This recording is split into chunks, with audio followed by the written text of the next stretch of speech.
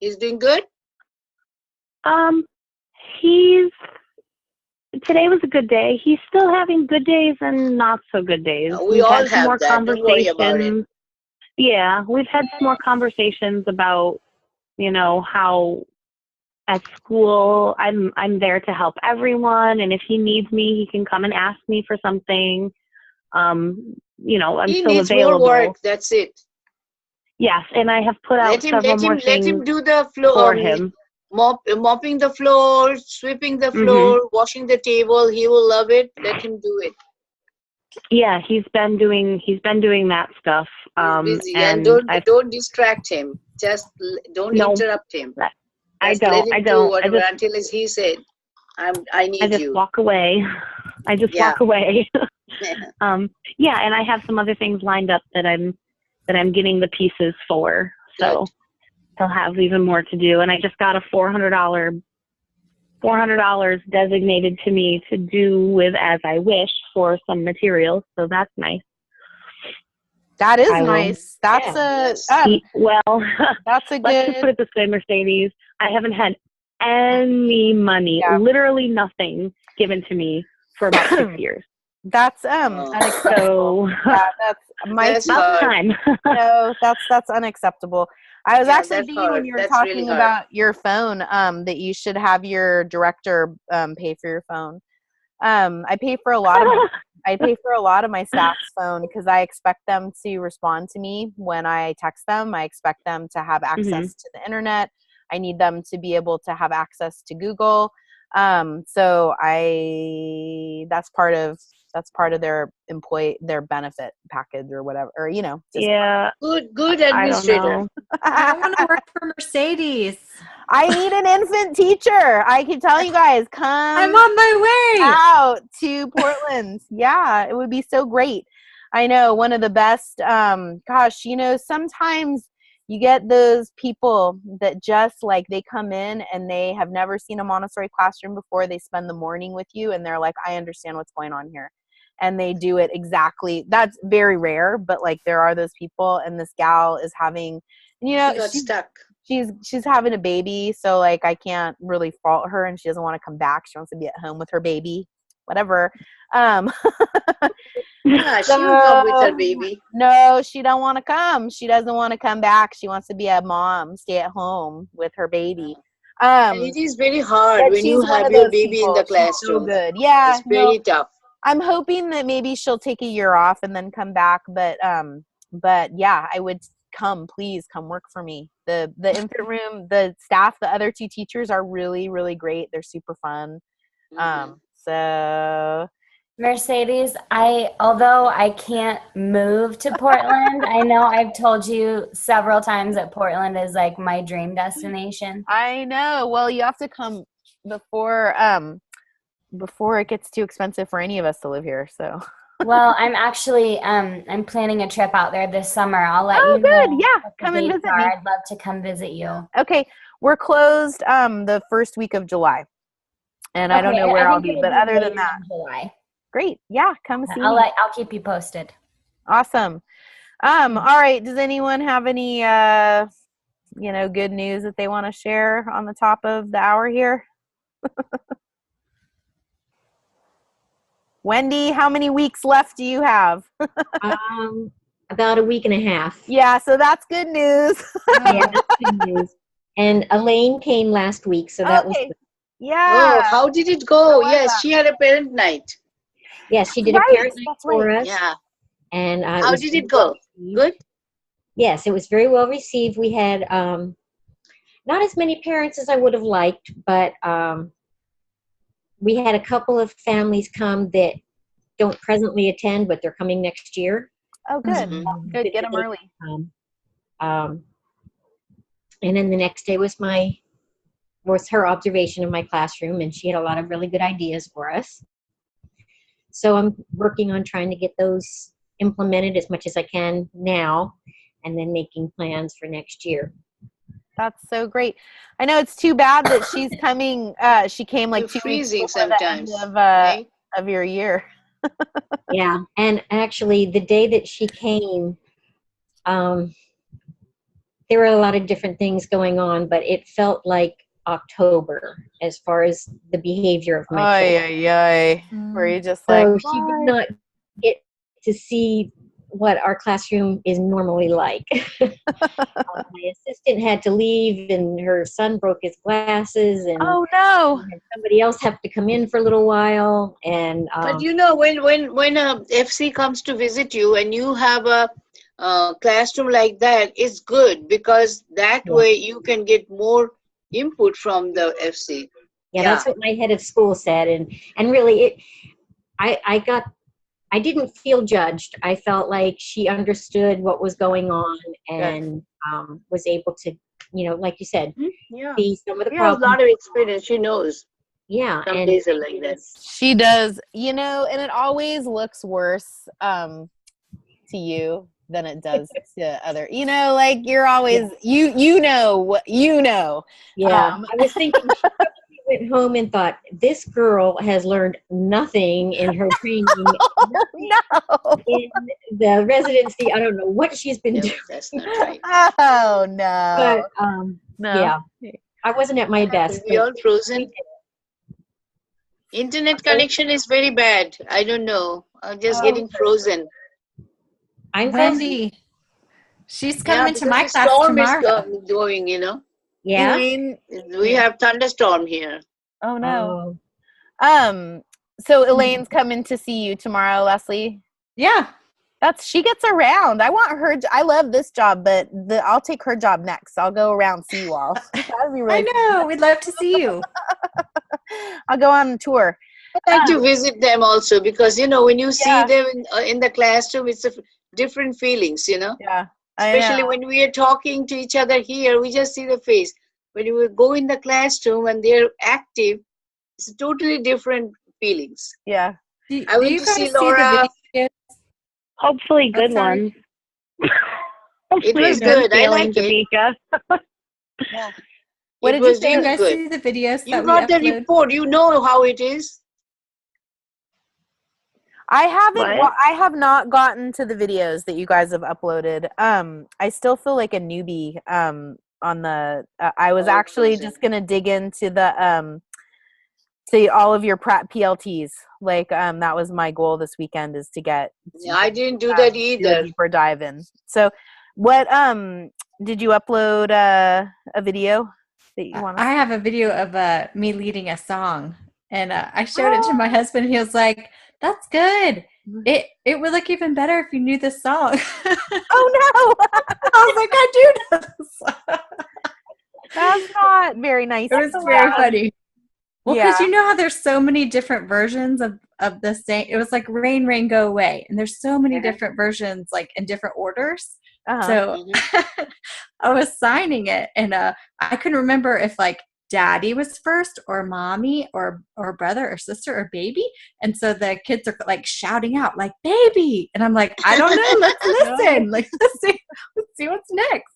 But they were totally engaged. It was fun, but it made me laugh watching the video. Yeah. All right. I will watch it. That was my goal. I will. If you need to laugh. Yeah. Always. No, I like I said, that my goal this weekend is to kind of do a deeper dive. And they changed, like we had a meeting this week and they told us that they want us to do grading a little bit different, which actually makes sense to me because I realized like after I went through and like I left you guys all these notes that I thought that you would see, I realized that that's what I thought too. That was those notes, and I didn't even realize that nobody saw the notes, and I was writing all the notes because I had an impression that notes will go to them and they will right away start working on it. Yeah, but it didn't. It did. So that was finally, not, I started sending them emails. Yeah. So so that'll that'll be good because then you'll be able to kind of you'll be able to see our notes, and then you'll also be able to see. I don't know. I feel like I need Terry to kind of break it down a little bit. Yeah, me too. I have to. I couldn't internalize the whole thing because it was so fast. Everything. I don't know too much too much to absorb. And we have already passed that sensitive period, so I know it takes time. Well, That's exciting that you guys are getting your FC visits here at the end of the year. And then, so Chris, did Elaine get in touch with you? She did. She left me a voicemail, but okay. I've just been really busy and haven't got a chance to connect with her again. So. Okay. No, well, just checking in. And then Casey, where are you at with yeah, I actually I had a video chat with Elaine last week. She's got a gal from Bozeman coming up to observe me next Friday. Good. That'll be fun. Good. Yeah. Yeah. Next Friday, something to look forward to. And so Rashani and Laura are on the phone. Rashani, did you hear from Elaine? She's got me on the mute. Well, so you guys want to talk about the Moodle, the stuff that we read this week? Yeah, last week, the peaceful environment. Peaceful environments. I know. I was actually looking. It was very interesting, though. All the videos and stuff is so interesting. Anybody has anything to discuss about that peace environment? How to create a peaceful environment? I want to talk about Jonathan's Wolf video, but I think that's this week. The one about executive function. I mean, he did talk about color and like color and music, because I always like to play music in the background, and then he said probably not to do that all the time. Yeah, he was like, experiment with it and see what it happens, and then like I don't know if it's just our head of school doesn't like the aromatherapy, but I always was like, I had a diffuser in the right as you walk in the room where our coat room is at, where the kids are their greeting area. What is that?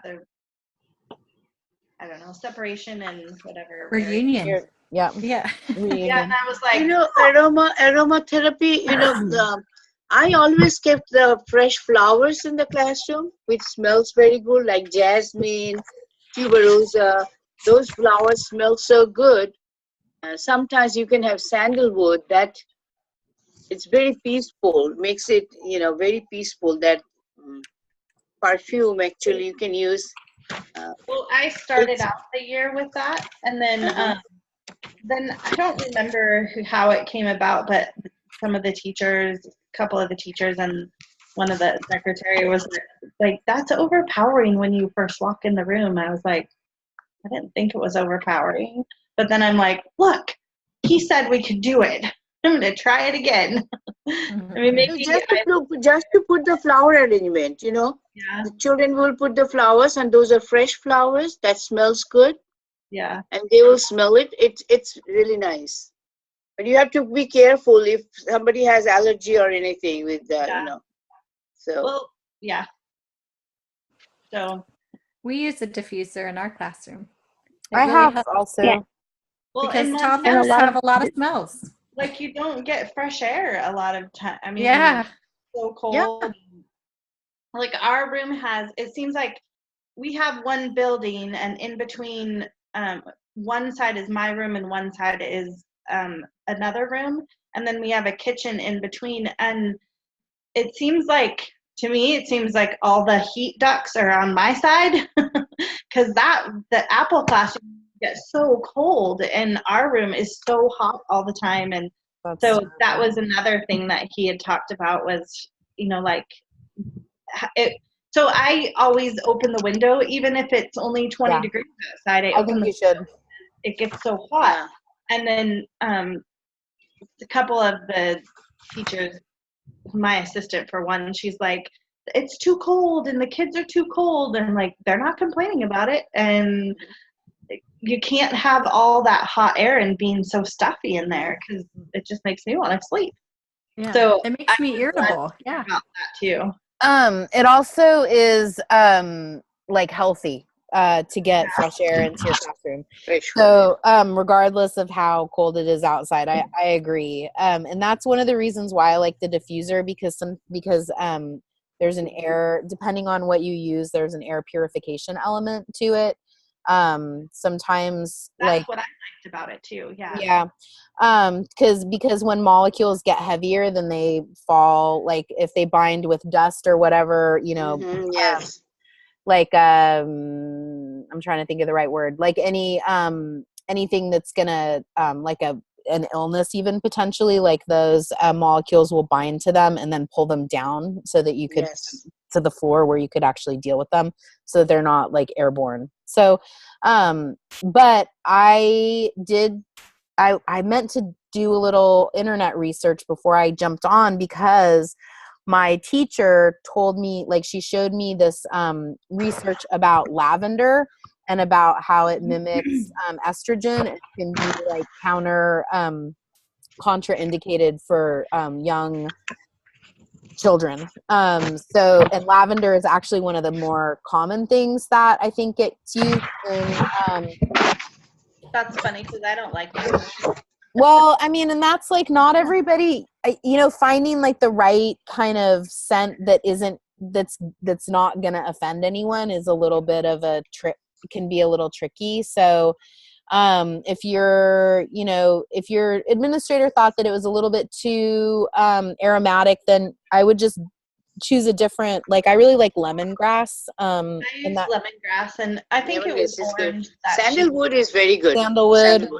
I think it's just that certain person that didn't, it wasn't our head of school that didn't like it. It was somebody, I can't remember, our office manager or something came in and she was like, that's really overpowering. But well, dial it back a little bit, but I don't know that you should just give it up completely.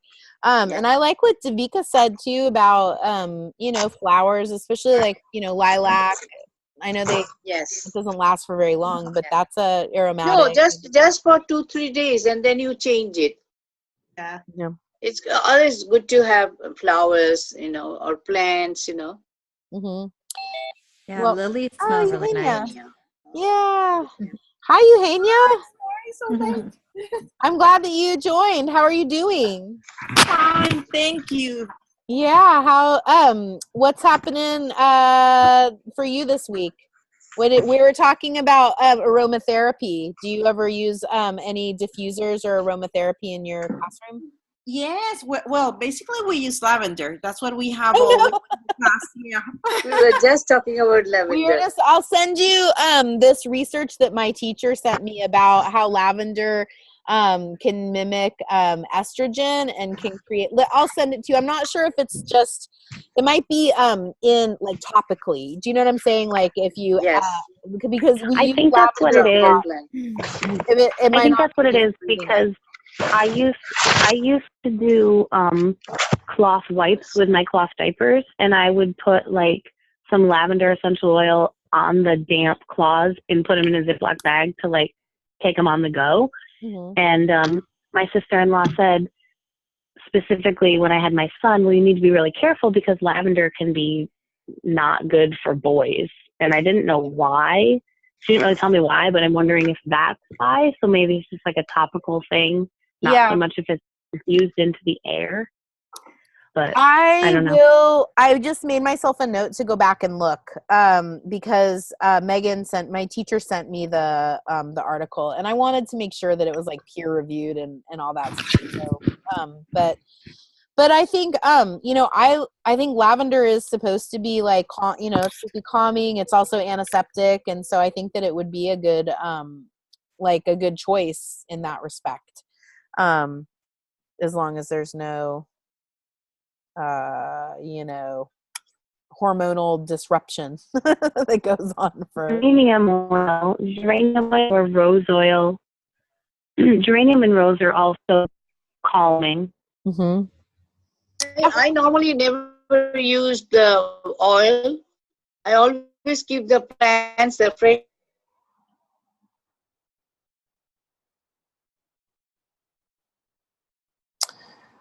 cases. But if you don't have it, then I always have plants. Even in my home, every corner has a plant. I keep a lot of plants. And in summertime, we have garden also, and open the door and they can see the flower, the smell can come. It makes a very different environment when you have natural things instead of those oil stuff. I never use those oil or anything. Cool. Well, when I was listening to Jonathan Wolf give his talks about like the color, you know, on the wall and like I wish that he had also reference some research, because there is research about color.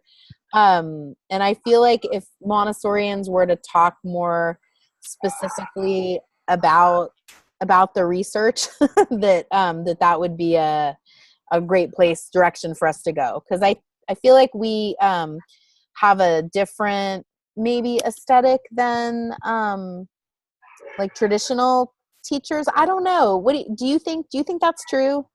That Montessori classrooms have a kind of a different aesthetic value than traditional classrooms? I think so. It is definitely, Yeah. 100%. Classrooms you walk Montessori. Yeah. overwhelming. If you walked in a child care, Primary you'll colors. really shocked.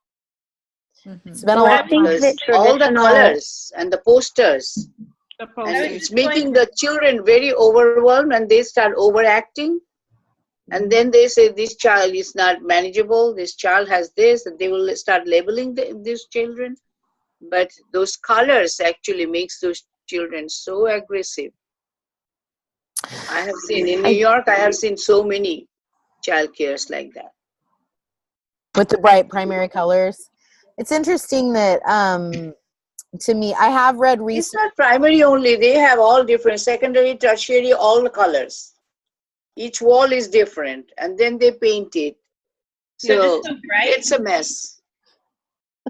But Montessori classrooms are, most of the classrooms so far I have seen, they are much more, calm, peaceful, and the colors are natural colors, it makes the things different. And the actually environment helps the children to be normalized. And with the furnitures, with the colors, with everything, which is right.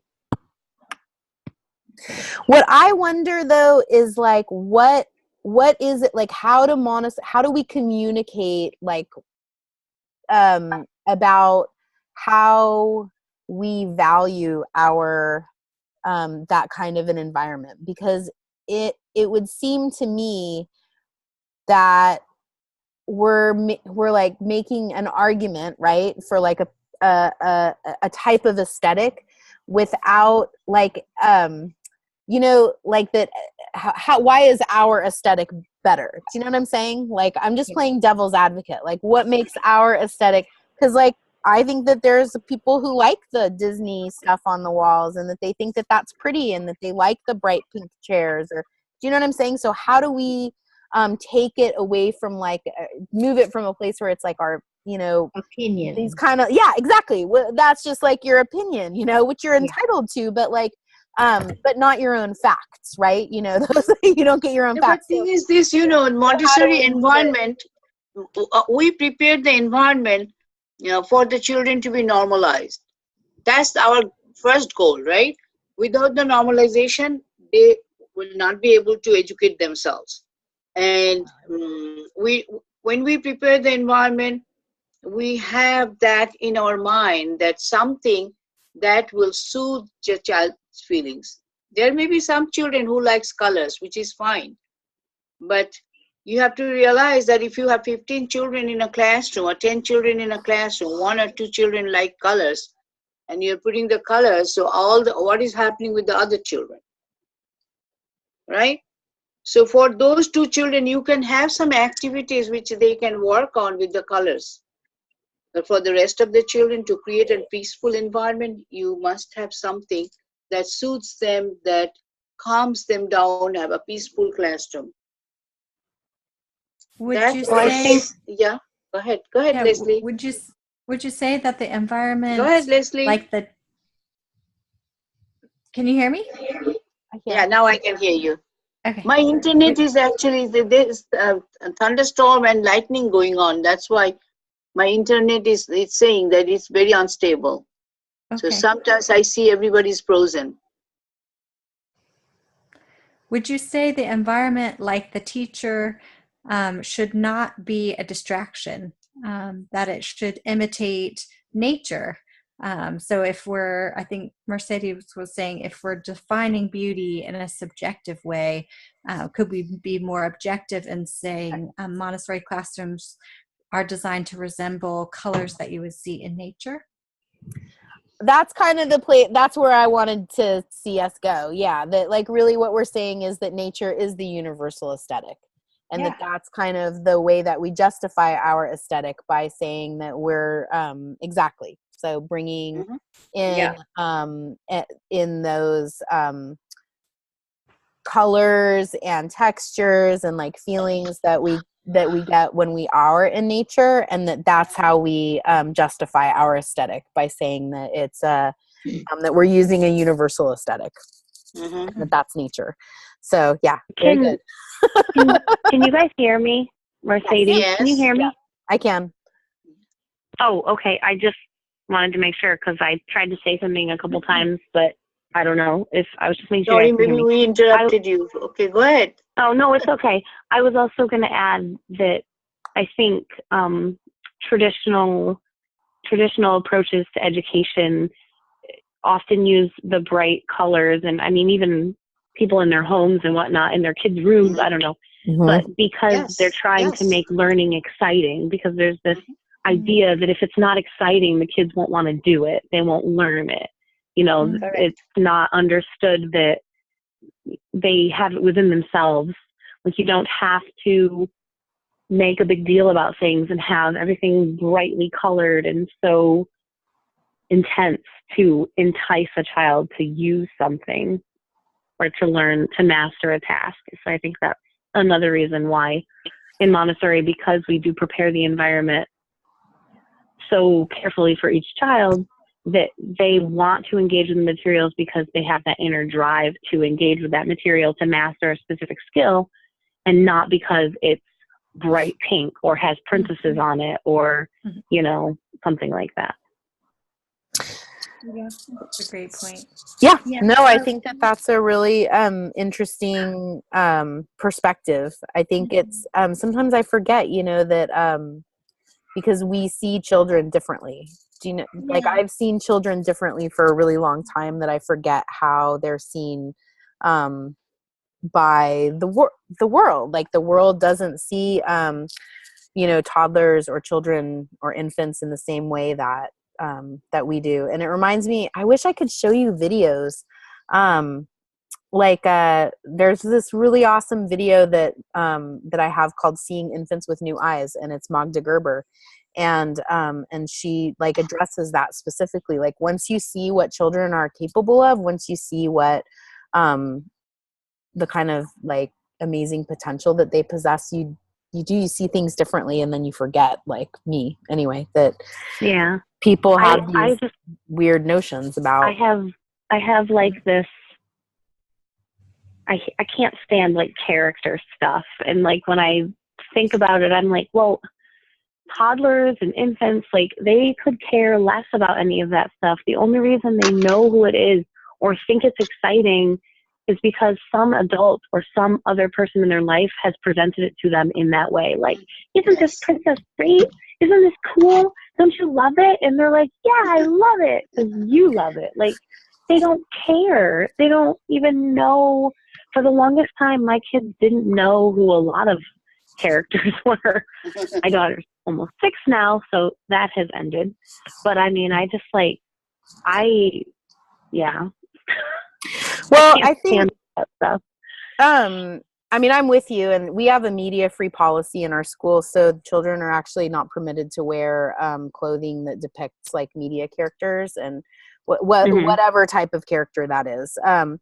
But I also think that children come, like their task is to orient themselves to their place in time, and so when they come into the world, they are constantly seeking information about what makes them a part of the world that they belong to. And in our culture, like knowing who those characters are is part of what makes children a child of their place in time. And so when they haven't seen Moana and they don't know the songs, when they haven't, you know, when they don't know who, I don't know half the things that they watch now, Paw Patrol or whatever, then they're on the outside, and they know what they need to do to get on the inside, and they don't see, there's no value judgment. They don't place any value judgment on that. They look at it as important information about how to be a person of their place in time.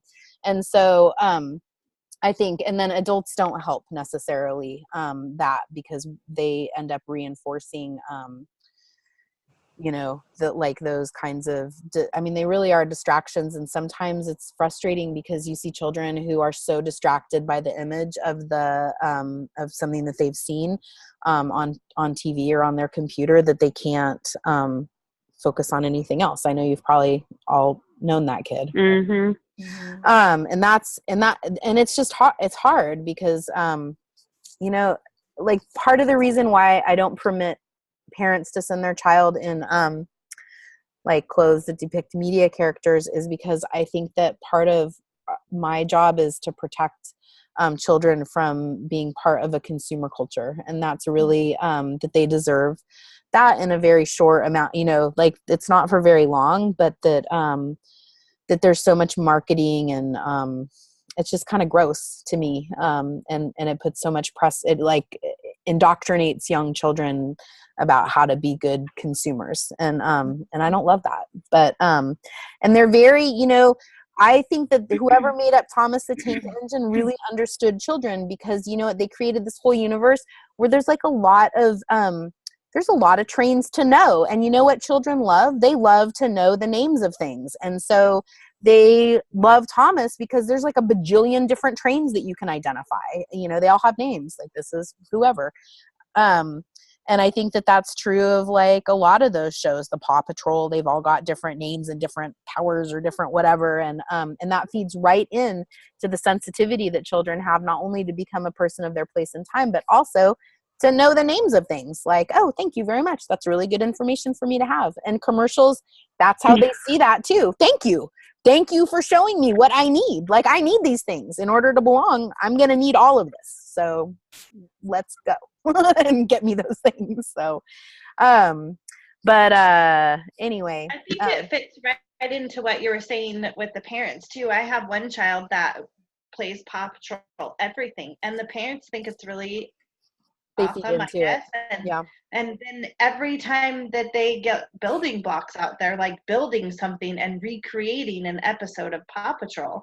So educating the parents, like I have a whiteboard that I've been starting to put different things on. Like today I just wrote something, I can't remember the quote, but it was something out of our reading about letting the child have a purpose. And these are the things that I can do by myself. And because of a lot of times I don't think the parents know that their children can do that. So I put like in big letters, I can pour my own milk, dress myself, put my own shoes on. I mean, different things that I can sweep the floor. So like in big bold letters so that they could see that ask your child to do these things. Like they can put away the dishes. They can fold napkins. So I've been starting to use some of those things to show the parents that, look, we don't have to just watch Paw Patrol and play Paw Patrol. They can help you do these things. They do it at school. So anyways, that's my 2 cents. Yeah. I don't think that parents are innocent. Eugenia, is there the same kind of cultural like what's popular with the like is that even a thing? Is it similar? Yeah, it's the same. Okay. It's exactly the same. You're not immune. Okay.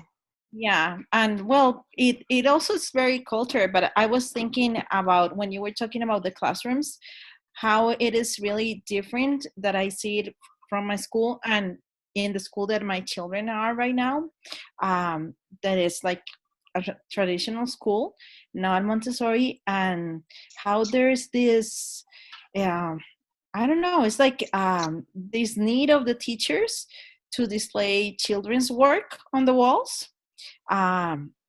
And they just made last weekend, they had like this open day and they had on the walls what the teachers thought was the best of the works of the children, not necessarily all the children, but what the teacher thought was the best in everything, in math, in science.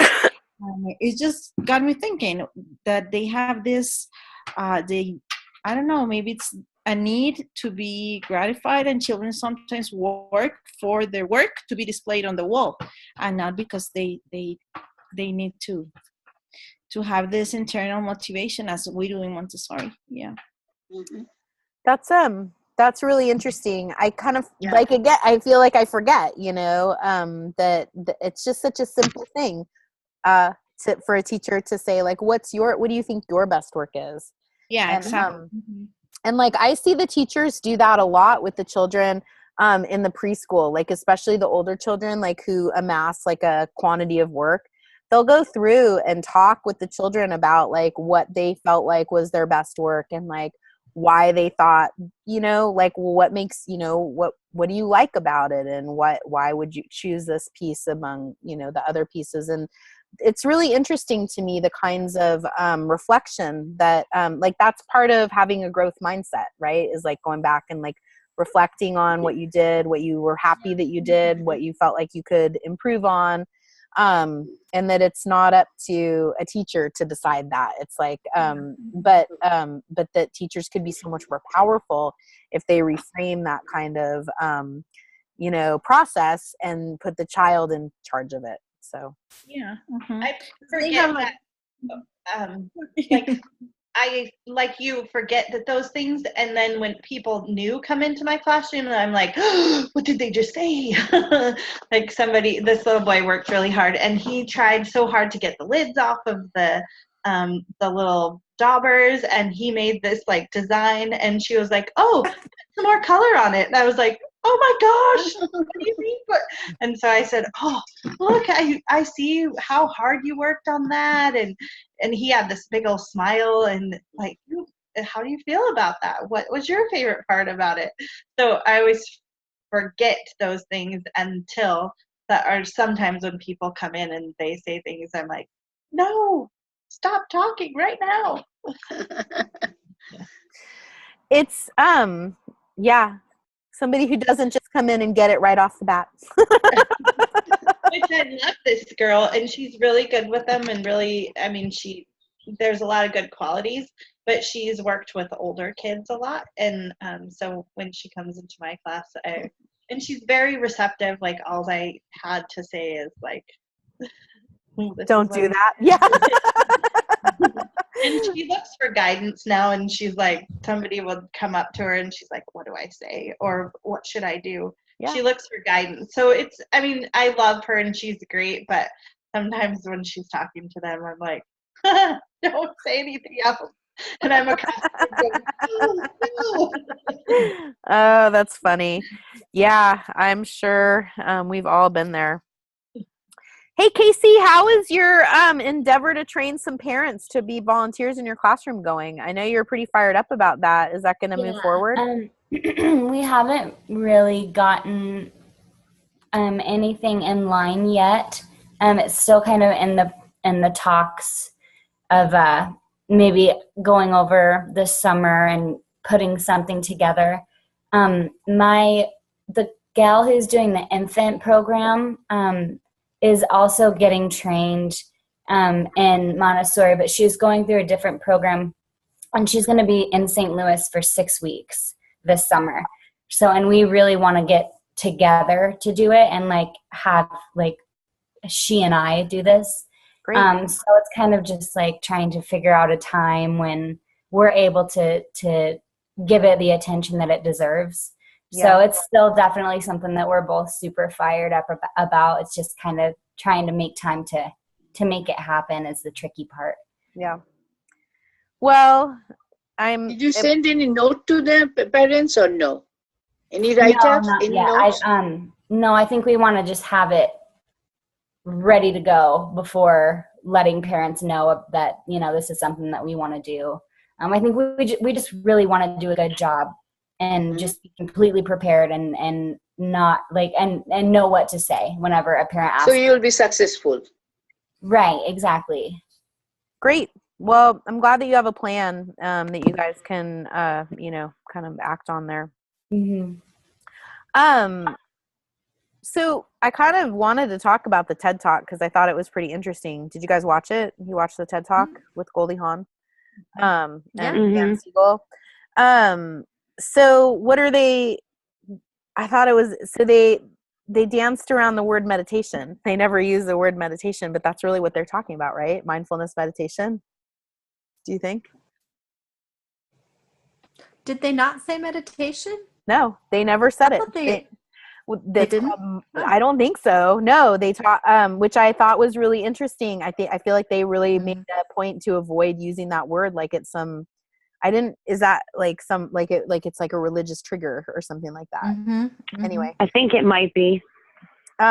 Which I didn't realize that, but I did read. When I did my master's degree, we looked at mindfulness that as a promising practice, like and did like a pro-con thing. So I had to look for like counter research, that like against mindfulness. That was what I chose because I thought it was pretty interesting. And I didn't see their TED Talk, but I did read about Goldie Hawn's program, which was not well received by all. Because of the meditation component, which I feel like is so crazy that there would be such pushback against just like essentially being focused on like bringing children to an awareness of their breath. I mean, that's really what they were talking about, right? Right. Which doesn't seem so like it would be so controversial, especially because it's associated with so many positive outcomes, right? Right. So, so they developed a program. Oh, and the other thing that I wanted to mention is that, as they were talking about like mind body integration, you know what I kept thinking about was, Dr. Montanaro's book, Understanding the Human Being. We all read that, right? Right. A while ago. So, she spends a pretty fair amount of time talking about psychosomatic unity and like essentially the same thing, mind body unity, and how when children's like when a baby, an infant is saying something like they're trying to communicate like I'm uncomfortable, let's say, or I need to be held, or I want somebody to pick me up, and that that is not interpreted correctly by their parent, and then instead maybe the parent like puts a pacifier in their mouth or like tries to feed them, or that contributes to psychosomatic disunity, that part of psychosomatic unity is being able to facilitate those mind body connections so that children are you picking up what I'm laying down here? Yeah. I thought that was really interesting. Yeah, that there's, and that's really what the key to happiness. That's what Dan Siegel and Goldie Hawn are saying is a mind-body integration, like so that, which I thought was really, really interesting, and it kind of could be so easy if we all just achieved that in infancy. So. I know it made me want to look more into the program, like what the curriculum really was, it's kind of crazy because there's a lot of different people. I mean, a lot of different what am I trying to say? Like my youngest was in art therapy for a lot of years because she deals with a lot of anxiety, and they focused a lot on her breath and talked about breathing. And so it's not a foreign concept. I mean, a lot of people in the world use it. So I thought it was great. Yeah. So how do we actually this like a yoga, breathing, all those things is part of our culture actually, we grew up with those things. So it's like part of our regular habits, you do it. Well, I do meditation every single day. Like me, it has become it has integrated in my life actually, lifestyle. Every night I'll do some meditation before I go to bed. So it's culturally, some lot of parts of in the country they're having these things. So. Well, and as a parent, Alyssa when she would get anxiety and she would feel nervous about things, she wouldn't breathe as deep. She was a shallow breather. So that was a sign of it was a sign to me that she was having anxiety or she was feeling nervous about something, and that was something that would help me.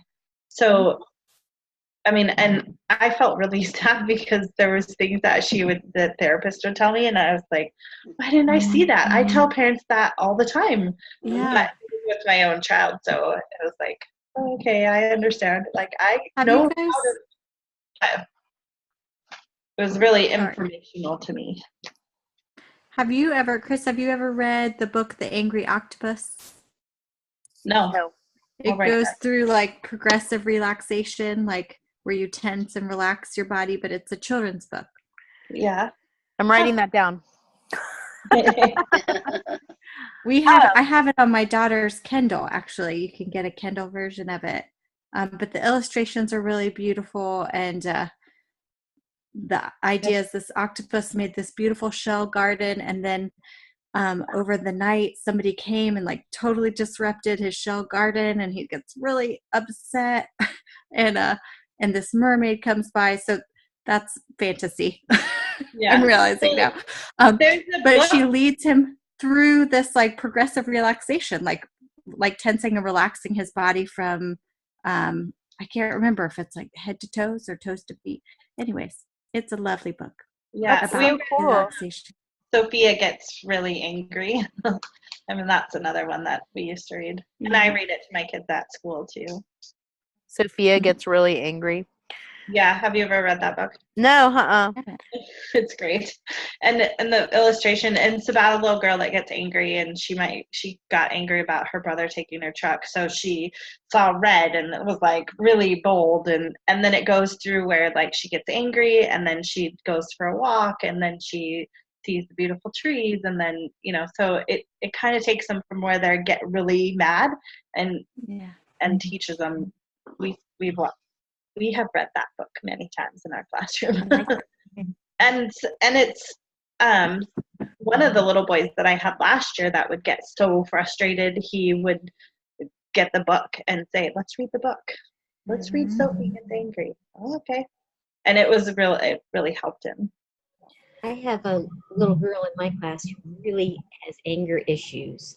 Her birth parents were drug addicts, and they did drugs while she was while her mom was pregnant with her, and she's been adopted about a year ago. But she gets just so angry so fast, and so all year my assistant and I have been trying to find ways to help her calm down. So I'm going to look into these books and see if they can help her. I mean, somebody just comes near her sometimes. Wendy, was she was born and lived with these parents before she got adopted? Yeah, and then she was taken away and put in foster care. So she was adopted out of foster care. How old is she? Well, I took a. How old is she? She's 2.5. Yeah, I took a training course on like stress in the brain and that instant really intense response to anger can be caused by an enlargement of the amygdala. And that is actually proven to be caused by excess stress in people's lives, and it actually causes the amygdala to grow much larger than it should, much faster, so that it produces that instant adrenaline rush throughout your body really, really, really fast, and brings you up so high so fast. And so it's interesting that that's something that I do believe that the amygdala, it could be wrong, but I'm pretty sure the presenter said that it can come back down to a more normal size when the stress in the life is reduced, and you can get past that and learn ways of coping. But that's definitely like a real thing that I found to be very interesting when thinking about people who have that instant, really intense response. And especially if she lived, I mean, some of the most important time of her life was probably so jumbled and not responsive and just like super terrible. That's interesting too, Laura. There's a training that we took last year, I think, or a couple of years ago. It's called the ACEs training.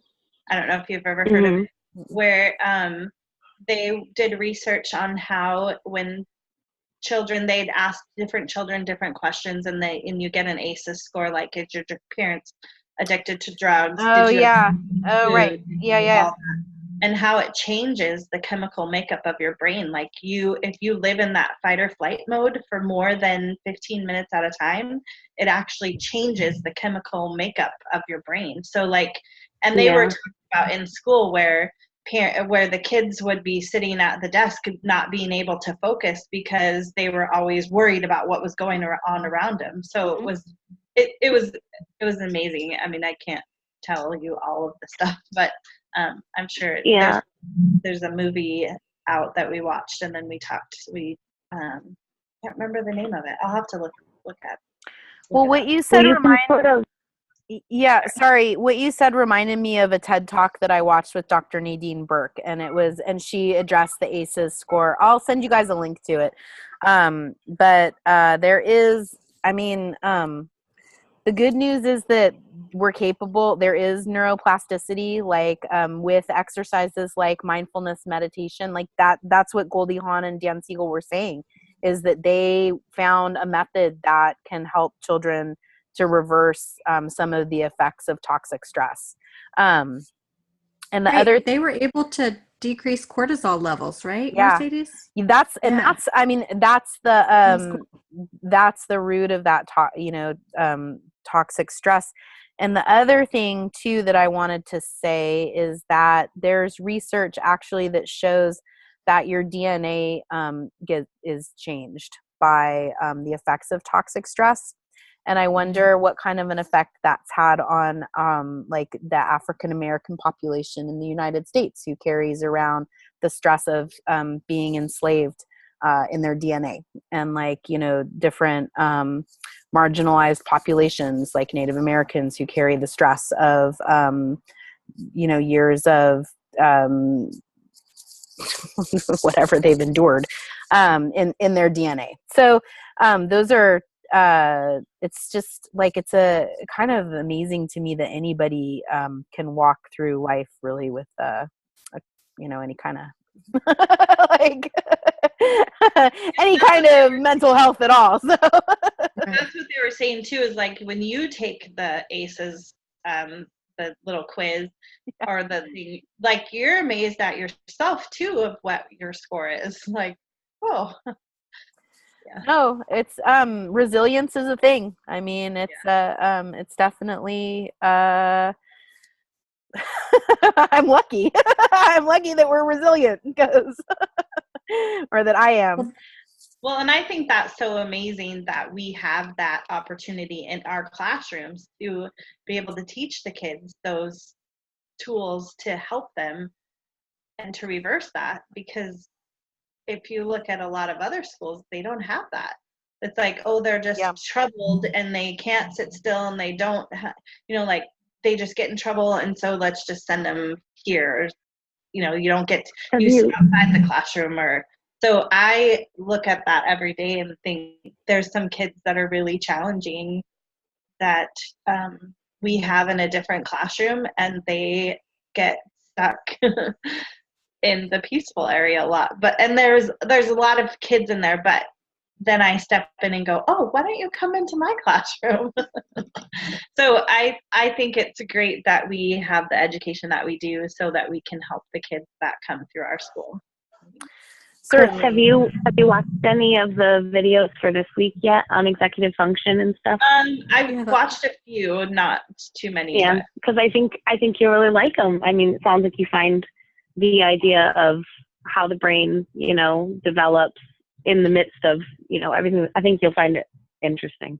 There's so many connections between what we were talking about and what this week's videos and stuff are on. I know. I was going to say it's a good segue. Yeah, for this it week, is. right? It is. It is. And I don't think that it's an accident that we discussed self-regulation in the same week as the outdoor environment. So that's even though we didn't really talk too much about those connections. I think that it's not a coincidence, that's because children definitely, a lot of the issues that they have in the classroom disappear when you go outside, right? So all right. But we can also use that as an avenue. I mean, like just today, I had a little boy that was kicking, and we took a few of them outside and was like, look, what can you kick outside?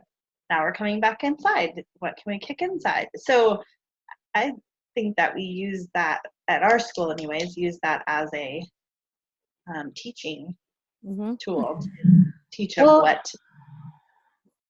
I mean, certainly that's true. I think also, just being outside, think of all the things that you, all the rules that you have about being inside and what are the rules outside? Don't run away, right? Stay in the yard. Like, don't leave I don't know. There's just not very many rules. There's enough space for everybody, There's like, if you don't like one toy, whatever, there's a million other things to do. And then there's also nature, which is so captivating for children. So, all right. Any last thoughts here? Ruby turned 3 today, and she got to walk around the sun, and I got to watch her do it. Oh, what a great day for a birthday. That's so great. Happy birthday. And the day that you were reborn as a mom, you get to celebrate that.